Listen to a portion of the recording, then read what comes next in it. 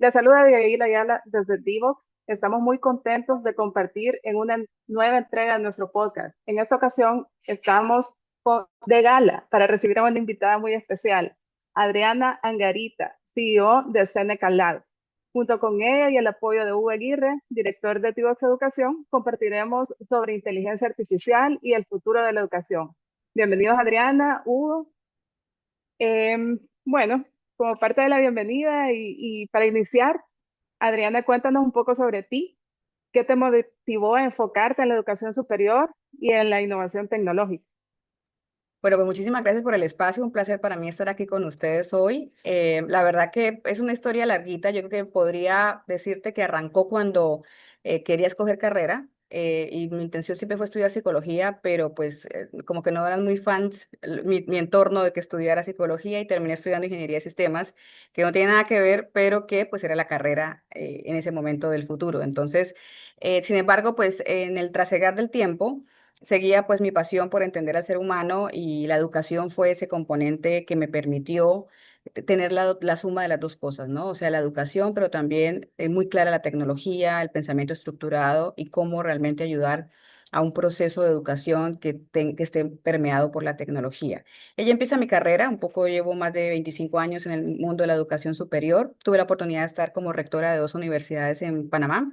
También fui presidente de la Asociación de Universidades Privadas de Panamá y en ese periodo pues tuve la oportunidad de estar en la junta directiva de la Cúpula Empresarial Panameña, en el CONEP, donde logré entender la diferencia entre trabajar para la empleabilidad como un indicador de una matriz de acreditación para una universidad, a entender la competitividad de un país, el desarrollo con el Producto Interno Bruto y de ahí generar formación que dé respuesta a eso. Se decanta la empleabilidad automáticamente, pero es una forma diferente de abordar el objetivo. Entonces, desde ese momento, cuando terminé mis periodos y habiendo pasado por el Consejo Nacional de Acreditación, donde elegimos como estados qué queremos que pase en acreditación o qué es calidad, decidí crear Seneca Lab porque entendí que habían grandes oportunidades de apoyar a las instituciones, especialmente en este cambio tan relevante que viene pasando desde hace recientes años. Así que he estado acompañándolas, trabajando con universidades en toda Latinoamérica y también apoyando al sector productivo, que está pasando por un proceso también de transformación de su talento humano, de la forma como opera, y para ello pues también me formalicé con estudios en una maestría en e-learning en la Oberta Cataluña, he venido formándome con la OIT en diferentes temas laborales. También me formé con certificaciones financieras en INCAE y otros elementos ya para poder llevar adelante mi empresa. Y finalmente una formación en coaching ontológico en Chile que me permite entender mucho mejor también al otro para poder ayudarle a transformarse. Excelente, Adriana, gracias. Te saluda Hugo. Desde tu experiencia, ¿cómo describirías el estado actual de la transformación digital en la educación superior de Latinoamérica? Mira, yo creo que estamos en un momento inédito. Tradicionalmente nos hemos quejado un poco de la lentitud de nuestros sistemas educativos para generar cambios. Yo creo que llegó la reforma industrial o la revolución industrial y eso cambió un poquito, pero no tanto los sistemas educativos. Pero desde la llegada de la tecnología, de Internet, que se dio un cambio importante en la sociedad, ha sido muy lento ese cambio. Creo que en el momento en el que nos encontramos es demasiado rápido lo que está pasando y veo que los sistemas educativos están teniendo realmente problemas para poder actualizarse. Hay una preocupación profunda en el general de los países, pero especialmente en Latinoamérica, porque adolecemos de sistemas bastante retrógrados, inflexibles, con unas desconexiones muy importantes entre productividad y educación que no hemos logrado resolver. Son brechas que persisten por mucho tiempo y que hoy por hoy los nuevos desarrollos, el tener inteligencia artificial masiva, tener acceso a estas herramientas, hacen que cambie completamente la fuerza laboral, la sociedad, lo que se requiere. Y las instituciones están realmente, yo creería que expectantes, porque si le sumas además el cambio del modelo, un poco de la educación, cómo cambió, ya hay cada vez menos jóvenes, es decir, la matrícula ha caído. Hay mucha más gente mayor que tiene necesidades diferentes, enfoques diferentes. Tenemos un poquito, mucho más política, mucho más extrema, mucha bipolarización que hace que no logremos enfocarnos en resultados, sino en discusiones. Entonces hay cuando deberíamos estar corriendo, hay un escenario que nos limita. Y nuestra legislación limita la capacidad de innovación de nuestras instituciones educativas en todos los segmentos. Este nuevo espacio necesita marcos regulatorios que habiliten la innovación, y no que la castiguen o que tengas que pedir permiso para desarrollarla y te llegue el permiso en 2 años. Entonces, creo que ese es el desafío grande que tenemos en nuestros ecosistemas en este momento, generar conversaciones diferentes, y entender que la tecnología y la automatización es como cuando fue hace 40 años la calculadora, es inevitable. Así es, tú mencionabas algunos obstáculos. ¿Cuáles crees que han sido los mayores avances y los principales obstáculos para innovar específicamente en las universidades? Pues mira, los principales obstáculos creo que yo pensaría que también los sistemas de aseguramiento de la calidad. Para las universidades son elementos que tienen que cumplir, eso no es negociable y los obliga el sistema de cada país. Cada matriz de acreditación se enfoca en elementos administrativos y es un desgaste administrativo muy importante para la institución entregar los formatos en los tiempos y empezamos con la acreditación de carreras y luego institucionales y luego a certificarnos, a certificarnos, a certificarnos, como habilitadores de que somos una institución buena, pero estamos dejando de lado el sector productivo, realmente generar resultados para los países, industrias emergentes, estos elementos que significan desarrollo por esos elementos más validadores. Entonces, creo que ahí hay un desafío grande si no conectamos estas matrices de acreditación con este desarrollo, porque entiendo la razón de existir de estas matrices, pero tienen que estar más relacionadas con lo que pasa en nuestros países. Creo que al hacerlo, se produce un círculo virtuoso donde todos nos vemos beneficiados porque hay un esfuerzo, hay una validación, pero también hay un resultado hacia lo que queremos todos, que nuestros países se desarrollen. Creo que se ha avanzado en algunos casos, estamos en crisis, sin duda. Eso es una crisis, un escenario complejo, es una crisis. Y se ha avanzado en estrategias que compensen esas crisis. Creo que se están viendo momentos que no se habían visto. Por ejemplo, tenemos en Colombia el ICETEX, que es como un poco la instancia de Estado que financia la cobertura y que en muchos casos ha permitido que muchos estudiantes tengan acceso a universidades privadas muy buenas. Perdió el apoyo y por ende muchos estudiantes se quedaron sin cobertura. Las instituciones se organizaron, es un problema común y crearon un fondo para poder dar cobertura a esos estudiantes. Entonces ves movimientos que, por ejemplo, en financiamiento siempre era como un tema del Estado, es un problema del Estado, que hacen que haya una reacción interesante precisamente del trabajo colectivo. Creo que allí es donde veo la mayor oportunidad de lo que está pasando, que estamos entendiendo que juntos somos más. Eso cuesta mucho pensarlo en Latinoamérica. En Latinoamérica pensamos que todos somos competencia, y no logramos unirnos para generar resultados. Y el actual mapa político internacional te dice, hay un momento en el que Latinoamérica tiene que actuar como bloque. Estamos teniendo cambios políticos internacionales muy importantes y es importante generar esa sinergia entre nosotros. Excelente, Adriana. Mencionabas también el tema de la IA y cómo está presente en nuestro día a día, en las actividades diarias. ¿Cómo ves tú el impacto real de la IA en la educación superior? Súper altísimo, grandísimo, em, muy rápido. Ya se está hablando, o sea, tenemos desarrollos como el de Anthropic, el de Cloud, tenemos OpenAI cerrando con acuerdos con grandes multinacionales, tenemos de Gemini ensamblándose con plataformas, automatizando procesos, enfocándose en analítica de datos. Entonces, en educación yo veo un movimiento muy interesante, muy valioso.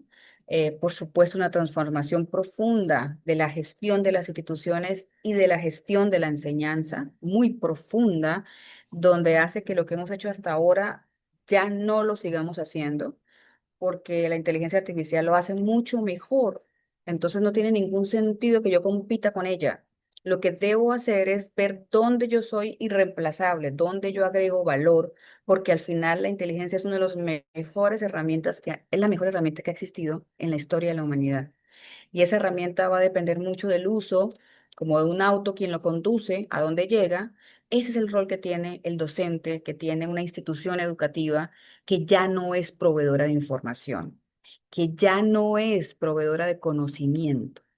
Y es entender que yo ya no proveo conocimiento, que fue mi papel toda la vida, cuesta mucho lograr descifrarlo. Y ahí tenemos ese cambio del docente, donde hay un gran enfoque en la humanidad del estudiante, que lo hemos dejado solo hace rato por falta de tiempo. Ahora tenemos toda la disponibilidad de tiempo para poder entender a cada una de las personas de forma individual y transformarla, que eso es lo que hace la educación, transforma a un ser humano en algo diferente. Entonces, creo que hay una muy bonita oportunidad para hacerlo. Por eso creo que los docentes también tienen que tener conocimientos ahora en neurociencia, tener conocimientos también de coaching, porque son personas que acompañan a personas para que se convenzan de lo que tienen que lograr y para que también logren transitar muy bien sus procesos formativos. Entonces, es un cambio muy profundo, creo que todavía no tenemos la claridad La y dimensión. la preocupación es que seguimos haciendo lo mismo porque es lo que sabemos hacer. Exacto. Sí, y oportunidades, pues van a haber miles, ¿verdad? Pero algo específico con el que podríamos, oportunidades concretas en que se podría ocupar la IA dentro del aprendizaje, ¿nos podrías mencionar algunas? Sí, claro, mira, yo primero parto de que muchos de los temas como abordó la educación, el tema de la IA fue por la ética, ¿no? O sea, creo que fue el primer punto que abordamos en educación y creo que, si bien es cierto, creo que las instituciones educativas son las que pueden ayudar a estudiar fenómenos sociales basados en la ética y en esos elementos que van a empezar a cambiar con inteligencia artificial profundos. La copia, que es realmente lo que está en el fondo de esa preocupación ética, cambia completamente, porque estamos utilizando IA en los trabajos. Donde yo tengo una dificultad para la redacción, inmediatamente busco la IA para que me redacte un correo. Entonces no puedo pedir al estudiante que no la use en la universidad. Entonces yo creo que la forma más rápida es usar la IA en el aula. Es la primera que yo intentaría, usar la IA en el aula con mis estudiantes y donde mi evaluación me permita entender a la persona y cómo construye reflexiones con base en lo que la IA le proporciona.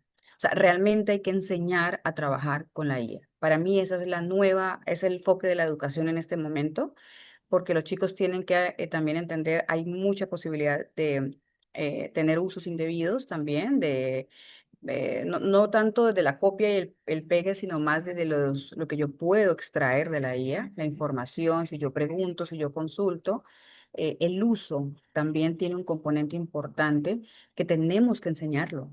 Para mí eso es uno de los temas que cambia en este momento. El profesor tiene que conocerla muy bien, estar dispuesto y disponible a que todos los días está desactualizado y está bien, no hay problema con eso, simplemente vamos juntos en este viaje, no me siento descalificado por eso.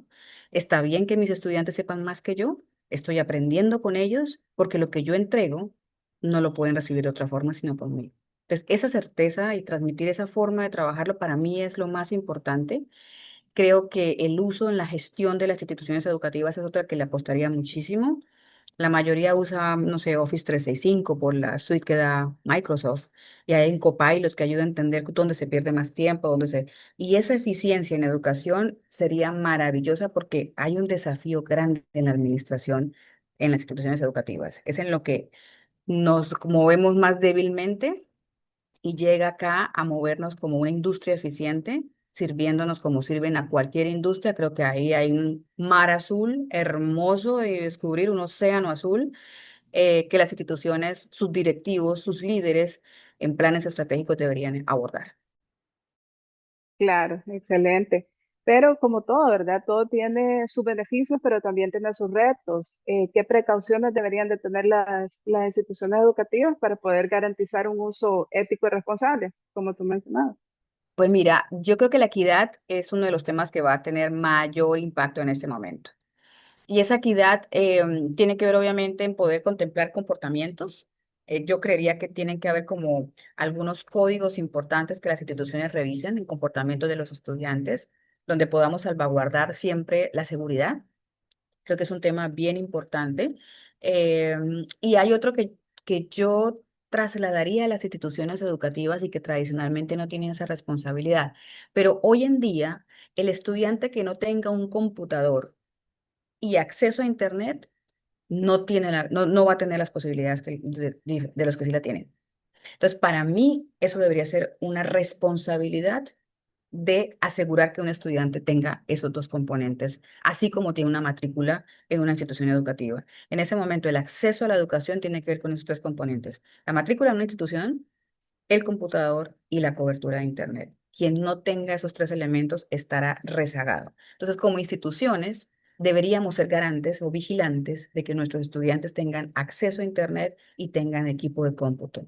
Creo que hasta ahora ha sido un problema de gobierno o un problema de las personas, pero yo movilizaría la responsabilidad del resultado de la educación a que las instituciones generen espacios para que se logren acuerdos, alianzas, facilidades de pago, pero promover que el estudiante sepa, yo necesito un equipo de cómputo sí o sí y necesito una conexión a Internet. Entonces, esa equidad para mí es fundamental para el futuro que viene y me enfocaría en tratar de cuidarla e, insisto, monitorear un poco comportamientos para poder identificar, eh, digamos, malos usos eh, y aquellas cosas que mantienen a nuestros jóvenes en elementos de inseguridad. ¿Tienes algún caso puntual con los que ya estás trabajando, alguna universidad o instituciones con las que ya se está trabajando todos esos cambios? Sí, hemos venido trabajando programas de innovación institucional. Hemos trabajado con los dos segmentos, con colegios y con universidades. Creo que el repensar esto que estamos haciendo, este repensar es muy importante y entender para dónde vamos, a qué vamos a apostarle como institución. Y ese repensar tiene que ver con la estrategia de la institución, los valores de la institución o su filosofía y la ejecución. O sea, dónde quiero posicionarme en este espacio y cómo interviene en ese proceso la inteligencia artificial. Cambian mis programas de formación, cambian mis bachilleratos, ¿qué cambia? Cambian mis procesos de grado, cambian mi forma como gestiona la institución, cambian las herramientas que tengo a la mano, tengo el MS, tengo sistemas académicos, hay un overall muy importante y es la analítica de datos. Y eso tiene que cambiar profundamente. ¿Cómo estoy tomando decisiones? Naturalmente las universidades o las instituciones educativas no necesariamente toman decisiones basadas en evidencia o basadas en datos.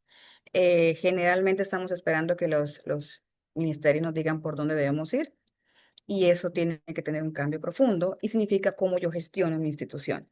Y por supuesto, los docentes. Los docentes son uno de los elementos más importantes en este momento para ayudarles a trascender de esta forma de ver la educación que siempre han hecho y que tienen toda la razón en pensar que la van a seguir haciendo así, porque hasta ahora han sido exitosos haciéndola así.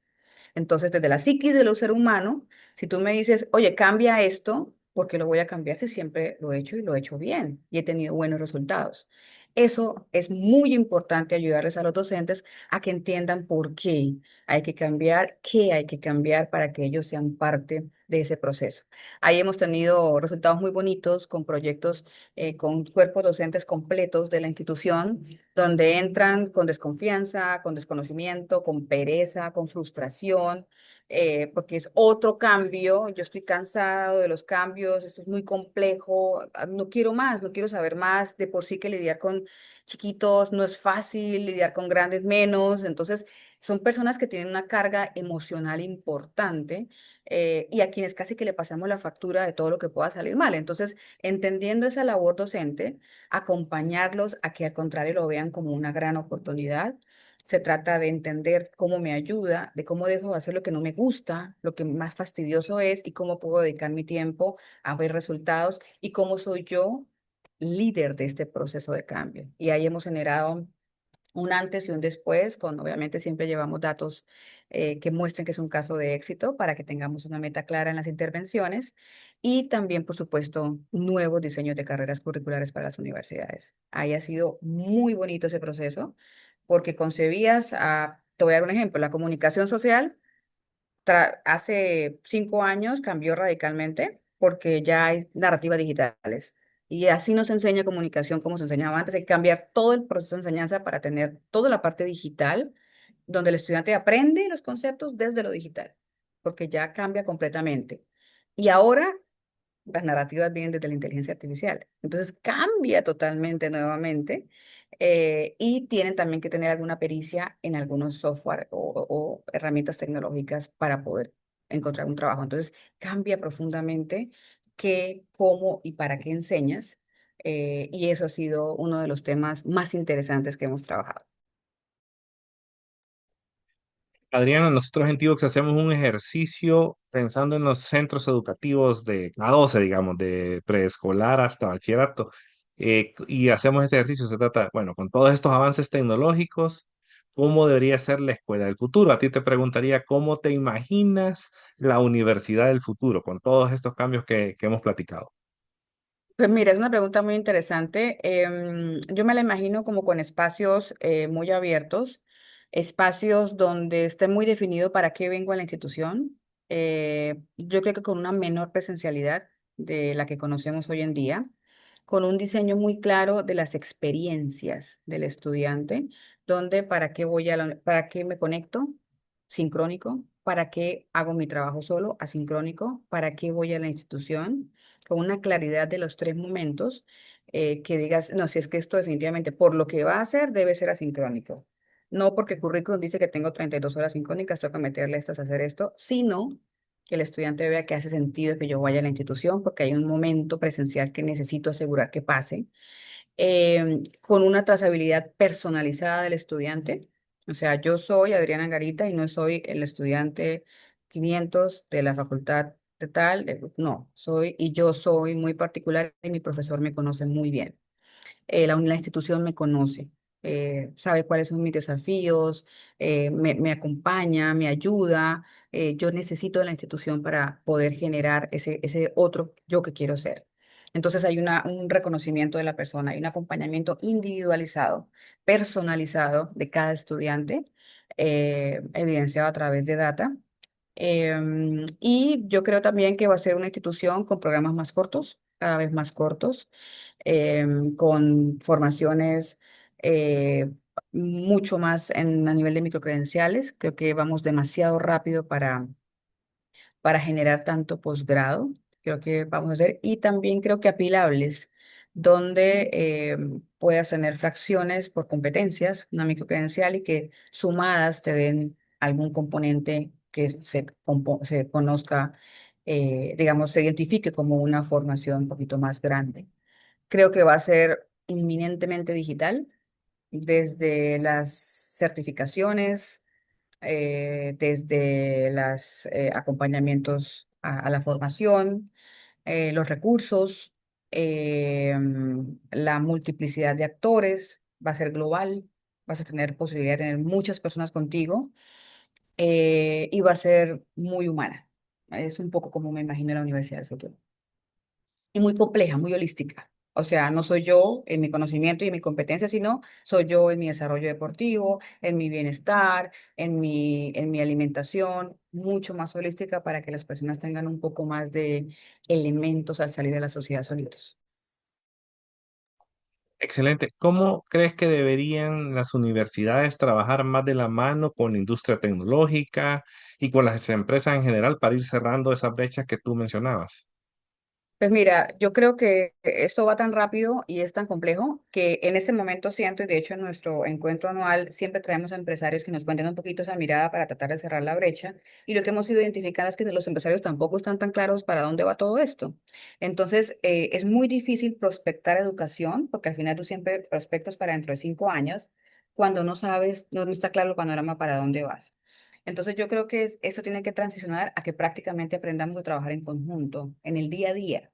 O sea, que los decanos de las facultades estén metidos dentro de las empresas, entendiendo en las juntas directivas las decisiones que se toman, que estén estudiando macroeconomía, que estén estudiando todo el concepto para poder gestionar a sus docentes, a su formación orientado a eso. Hoy día lo que máximo que hay es que tienes a los empresarios un día para evaluar un programa, para una entrevista, para un proceso de acreditación, y es una relación que realmente no es estrecha. Creo que también un gran punto va a ser la inversión conjunta. En temas de financiamiento para las universidades está siendo muy difícil tener enseñanza con los avances tecnológicos, con las inversiones tan grandes que esto significa. Entonces creo que, de hecho, en Estados Unidos se está trabajando muy fuerte en esto y en México, donde los empresarios invierten en las infraestructuras físicas o técnicas o digitales y a través de la investigación que hacen los profesores de la universidad que están dedicados a generar innovación, tienen o sea, rédito las dos partes, ¿no? Hay patentes, hay ganancia, donde tenemos que generar estos modelos habilitadores de innovación, donde sumen las dos partes, y no como hoy, que si es una universidad pública no puede generar ganancia, porque entonces significa que eso es un tema del Estado, y entonces la universidad pública no entra porque no puede. O la privada, si es fundación, entonces o ONG no puede, porque entonces tampoco. Y si es esto, sociedad anónima, entonces es un comercializador de la educación. Entonces, estamos teniendo una serie de conceptos que no tienen nada que ver con el resultado y el transformarlos a través del resultado de los datos es lo que va a permitir que se cierre esa brecha. Excelente. Y si miramos un poquito hacia los primeros grados escolares, ¿cómo crees que la transformación digital y la inteligencia artificial deberían de estarse aplicando en primaria y secundaria? Es una pregunta compleja. Yo creo que hasta ahora no hemos logrado manejar bien el tema del acceso a dispositivos. Yo creo que hoy en día tenemos desafíos todavía con lo que está pasando porque no estudiamos el fenómeno, como que nos estrellamos con él y luego nos toca repararlo. Creo que para mí se tiene que volver mucho más profundo en el ser, que los chicos vean las herramientas que son estos dispositivos, el aporte que les da, pero que lo aprendan a usar. Yo creo que ese es el foco más grande del inicio de la formación, porque los chiquitos se sienten muy atraídos y ya está comprobado neurocientíficamente en estudios que la cantidad de tiempo que pasan en una pantalla también tiene unos impactos negativos. Entonces, tener mucha claridad de esto y realmente acompañarlos en esos procesos donde ahora es mucho más fácil aprender. No tienes que aprenderte las tablas de memoria o simplemente sentarte a hacer escalas como en las épocas nuestras, sino que hay dispositivos, hay programas y hay cosas que facilitan que el niño entienda algo que de pronto le hace más fácil a través del juego y a través de otros elementos que sí traen los dispositivos. Entonces yo creo que tiene que ser muy claro ese manejo. Insisto, la neurociencia es fundamental y en esa época es crucial porque sí o sí tenemos que cambiar los resultados que tenemos hoy en día, donde en esa etapa los niños tienen que adquirir unas competencias específicas como la lectura, la interpretación, la matemática. Esa capacidad tenemos que asegurarla. No, eso es la base para que el niño pueda desarrollarse a futuro con lo que sea que se encuentre. Y tenemos que asegurarnos que se dé, que se desarrolle para como algo sine qua non, o sea, tiene que pasar y de forma individualizada y personalizada para que todos salgan de un punto con una garantía de esa forma de ver los dispositivos, el control. Yo creo que hay una palabra, la palabra secreta en este momento es discernimiento, donde el niño tenga la capacidad de discernir qué está bien y qué está mal en el mundo de tecnología en el que va a prosperar, porque él va a desarrollarse allí. Entonces tiene que tenerlo muy claro y eso debería ser el foco de los primeros años. Excelente. Sí, y bueno, muchas veces se quiere correr antes de caminar, ¿verdad? Entonces, ahora hay temas en boga como la robótica y quieren aprender robótica, pero no tienen a veces las bases de lo que hablaba, ¿verdad? O sea, como tener las bases consistentes para poder ir avanzando y tener esos fundamentos. Entonces, ¿qué riesgo observas si no se trabaja una alfabetización digital desde los primeros años escolares. No, gravísima, gravísima. Ya en este momento para el niño esa alfabetización digital es un sine qua non también. O sea, él tiene que salir con mucha comprensión, eso que mencionas es súper importante, mucha claridad de las competencias que tiene que tener previas para poder avanzar. Creo que en nuestros países se ve mucho esta limitación porque no hay una certeza de la competencia y al contrario, hay un paso y paso y paso de un niño que llega en nuestros casos y más desde que venimos de pandemia, con unos vacíos impresionantes, que son vacíos que va a llevar toda su vida. Y yo creo que en eso no estamos tan conscientes. Un vacío que un niño tenga en primaria no se corrige, se lo va a llevar toda la vida. Y estamos hablando de cómo redacta, cómo escribe, cómo interpreta, cómo racionaliza, cómo tiene su pensamiento estructurado. Eso es y debería ser hasta pecado permitir que nuestros niños avancen sin tener esas competencias. Yo creo que va a ser un foco muy importante que podamos tener data que nos asegure esto. Yo creo que son exámenes o pruebas estandarizadas externas a la formación, porque el profesor evalúa de acuerdo a lo que enseña, pero tendría que haber algo externo que nos asegure que esas competencias están logradas. Buenísimo, sí. Y la importancia de los docentes en este acompañamiento, ¿verdad? ¿Cómo deben adaptarse los docentes de esos niveles a estos cambios? Mira, yo creo que entendiendo la complejidad que mencionábamos al inicio de la cantidad de cosas y que giran en torno a la labor docente, yo entiendo un poco la forma como, la emoción con la que un docente de pronto puede llegar a una clase todas las mañanas, a preparar como cansado, como estresado. Yo creo que la labor docente tiene que ir hacia el otro lado. Yo creo que tenemos que recuperar em, lo bonito que se siente ser docente, el papel tan importante que tengo con los niños que pasan por mi mano, ese compromiso que le llamamos vocación, pero que al final es recordar lo importante de lo que yo estoy haciendo.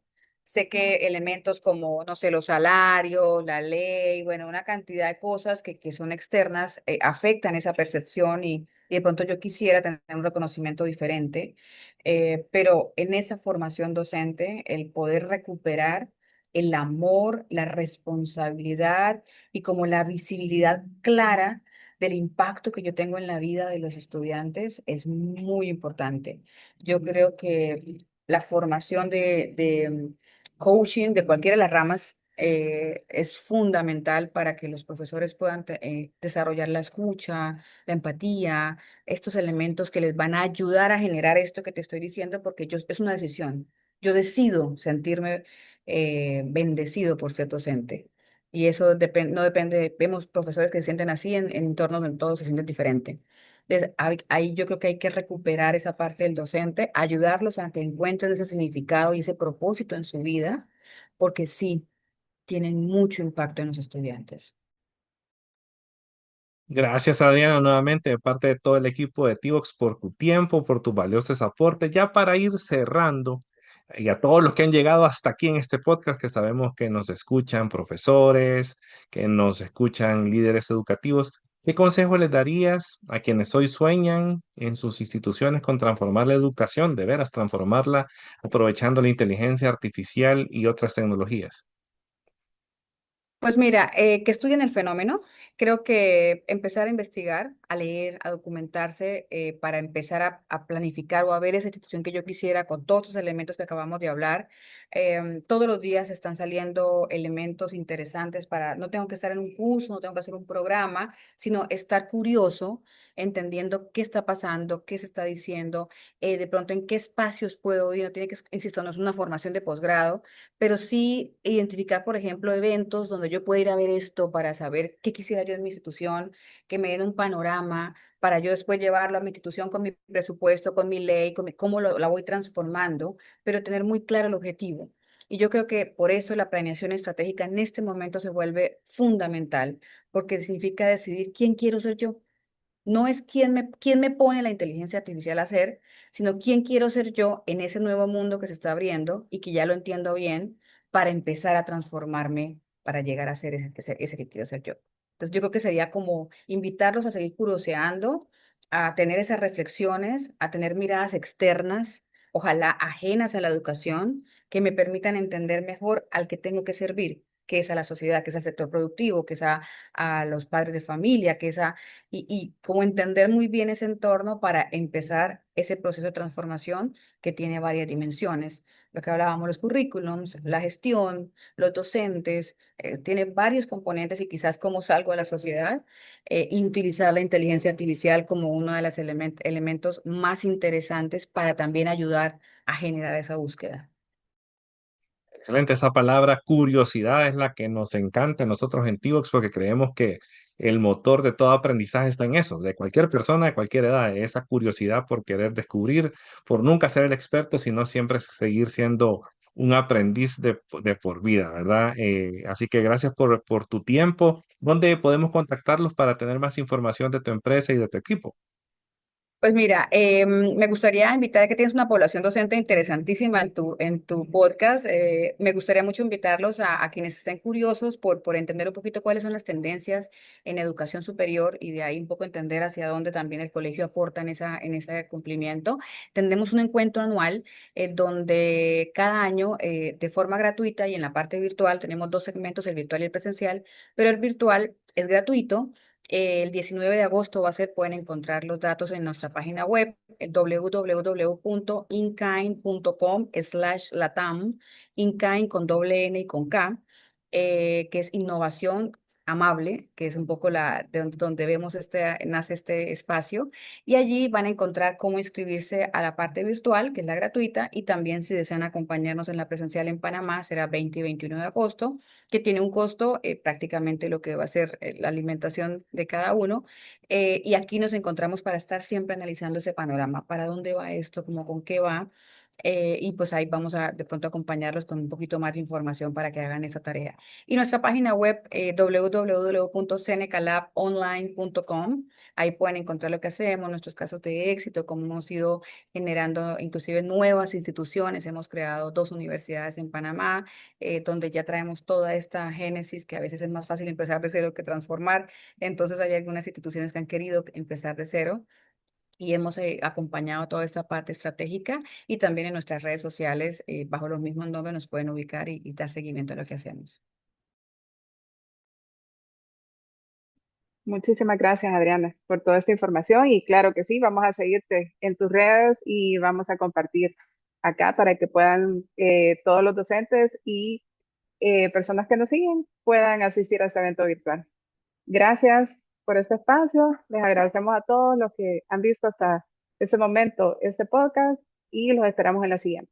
Gracias. Gracias.